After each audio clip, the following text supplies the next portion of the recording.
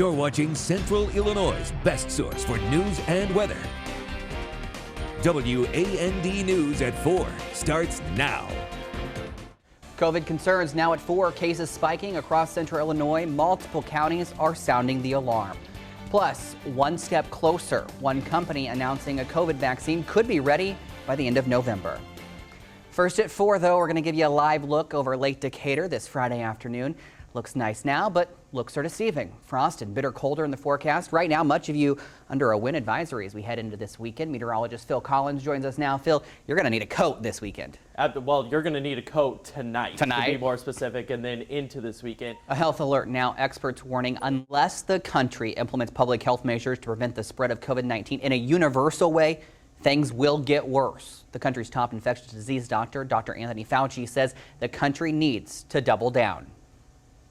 After 102 years since the pandemic of 1918, this is really the worst that we have seen with regard to pandemics. It's truly historic in its impact already, and it isn't over yet.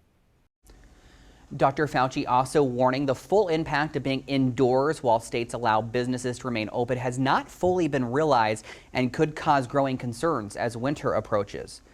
Reaching an all-time high, Central Illinois counties seeing a jump in COVID-19 cases. Health officials now sounding the alarm again. WAND's Madison O'Brien here now with the concern for officials in Christian and Montgomery counties. Madison.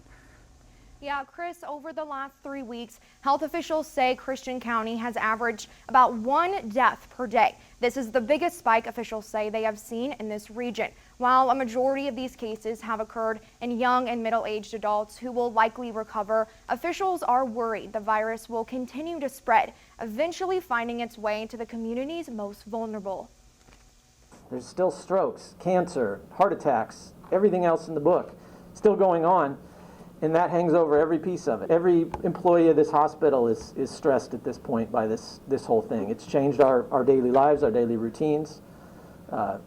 It's extremely difficult, and frankly, we aren't even to the worst of it yet.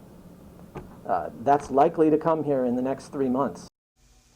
There have been a total of 4 deaths in Montgomery County and a total of 16 deaths in Christian County. Health officials want to remind the public that they are responsible for helping prevent the spread. As always, wear a mask when out in public, wash hands frequently, and stay home if you are feeling sick. Live in the studio, Madison O'Brien, WAND News. Good information, good reminders, Madison. Thank you. With rates rising in Macon County, testing is going up there as well. Take a look at this video. The Decatur Civic Center testing site is packed. The site has had to continue testing after they closed to get all the cars through. Since Monday, the Crossing Healthcare testing site has performed 975 tests, 1 in 5 people testing positive. And my understanding is the Civic Center parking lot is busier than it's ever been this morning with people getting tested because we have high numbers here right now. Now, Macon County reporting 88 new cases yesterday.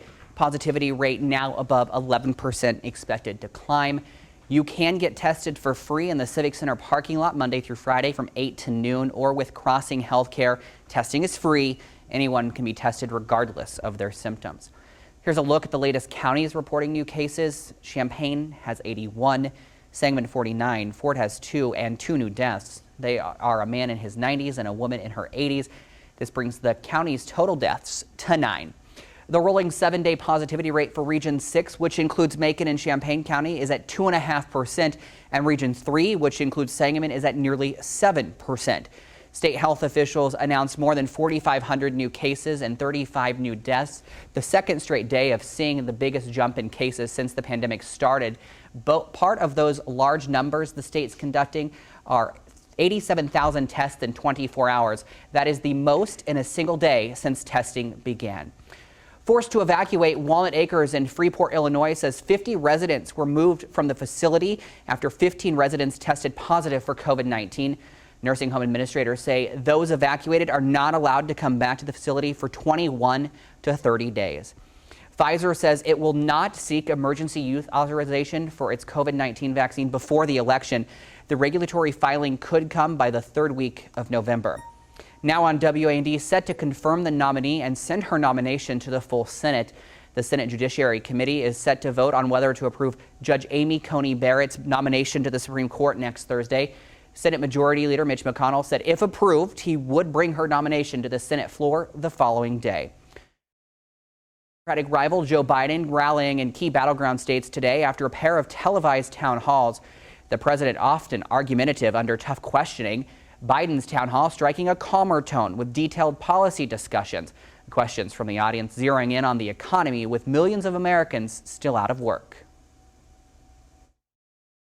We've given you the greatest tax cut in the history of our country, greatest regulation cut, equally as important, and we created new levels of jobs. I will create 18.6 million new jobs, good-paying jobs.